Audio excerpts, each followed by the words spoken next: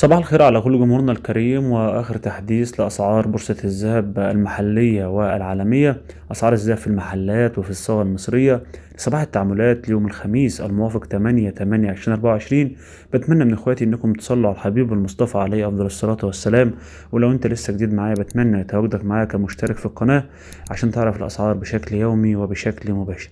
أما بالنسبة لأسعار الذهب فجاءت كالآتي: وصلت أونصة الذهب في البورصة العالمية إلى 2391 دولار و70 سنت، بينما جت الأسعار في المحلات المصرية: الجنيه الذهب 27,040 جنيه، عيار 14 سعر البيع 2253، سعر الشراء 2234، عيار 18 سعر البيع 2897، سعر الشراء 2872، عيار 21 سعر البيع 3380، سعر الشراء 3350، عيار 24 سعر البيع 3863، سعر الشراء 3829.